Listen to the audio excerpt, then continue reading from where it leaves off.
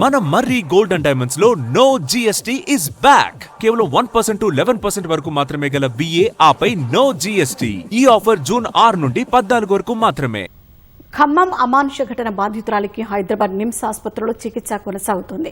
బాలిక వెన్నెముక దెబ్బతిందని, శరీరంలో చాలా చోట్ల ఎముకలకు పగుళ్లు వచ్చాయని వైద్యులు తెలిపారు.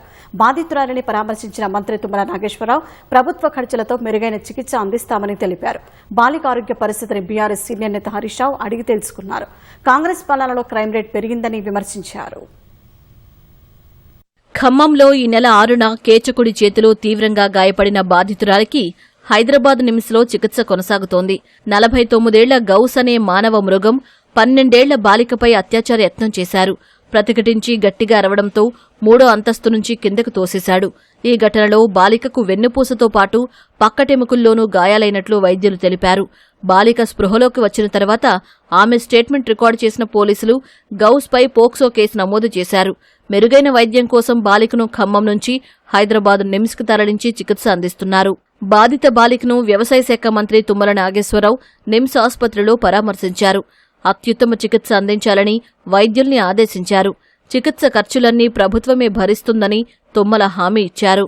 అనేక రకమైన ఫ్రాక్చర్స్ జరిగినాయి. చేతులు గాని, రిబ్స్ గాని, వెన్నుపూస కూడా దెబ్బతిందని చెప్పి డైరెక్టర్ గారు అట్మోస్ట్ ఎంత వీలైతే అంత మంచి వైద్యాన్ని అందించడానికి ప్రయత్నం చేస్తున్నాం.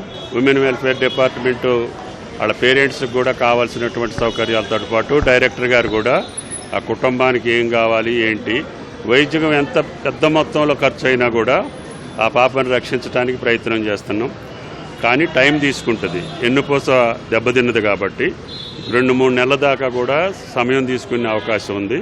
దాన్ని బట్టి వైద్యం మాత్రం ఎంత వీలైతే అంత మంచిగా డైరెక్టర్ గారు అందరినీ స్పెషలిస్టులతోటి వైద్యం జరుగుతూ ఉంది.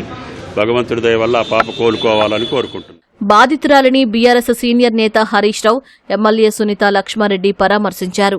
కాంగ్రెస్ పాలనలో రోజుకు 4-5 పోక్సో కేసులు నమోదవుతున్నాయని ఆందోళన వ్యక్తం చేశారు. కనీసం చికిత్స ఇప్పించలేని దుస్థితిలో ప్రభుత్వం ఉందన్నారు. బాధిత కుటుంబానికి బీఆర్ఎస్ తరపున కొంత సాయం చేశామన్నారు. ప్రభుత్వం నుంచి 10 లక్షల ఎక్స్గ్రేషియా ఇవ్వడంతో పాటు పైసా తీసుకోకుండా వైద్యం అందించాలని హరీష్ రావు డిమాండ్ చేశారు.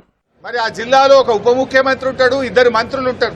కానీ మంత్రుల పట్టింపు ఎట్లున్నదంటే, పేదల పట్ల ఈ ప్రభుత్వం బాధ్యత ఎట్లున్నదంటే, ఇగో ఈ మందులు బయట కొనుక్కొచ్చుకోమని రాసింది.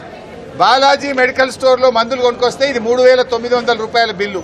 ఇంకొక బిల్లు బాలాజీ మెడికల్ స్టోర్ లో 2,350 రూపాయల బిల్లు. ఇంకొక బిల్లు ఇది 730 రూపాయల బిల్లు. అంటే ఈ ప్రభుత్వము గా చిన్న పాపకు వైద్యం ఇప్పియలేని ప్రభుత్వమా? గా పిల్లల్ని కూడా బయట మందులు కొనుక్కొచ్చుకోమంటారా? ఇంత సంఘటన జరిగి విషయమంతా బయటకు వస్తే జిల్లా కలెక్టర్కో, శిశు సంక్షేమ శాఖకో, దాని మంత్రి గారికో, ఈ ముఖ్యమంత్రికో, జిల్లా మంత్రులకో కనీస బాధ్యత లేకుండా ఈ ప్రభుత్వం వ్యవహరిస్తుందనడానికి ఆ పేషెంట్ బయట బిల్లులు పెట్టి తెచ్చుకున్న పరిస్థితి. అంటే ఈ ప్రభుత్వం వైద్యం కూడా ఇయ్య చేతనైతలేదు. ఆ తల్లి ఏడుస్తుంది. వస్తే లాభం బాబు, ఈ బిల్లులు చూడాలి కదా మంత్రి గారు, మందులు ఇస్తున్నారా లేదా అని అడగాలి కదా. నేను అడిగితే పాపం ఇవోసారి బయట కొనుక్కొచ్చుకుంటున్నామని బిల్లులు తెచ్చి నాకు చూపించారు. అంటే ఏం బాధ్యత? రావడం పోవడం చూడడం కాదు కదా. కుటుంబానికి ఏం కావాలి, ఏం జరుగుతుంది అని అడగాలి కదా.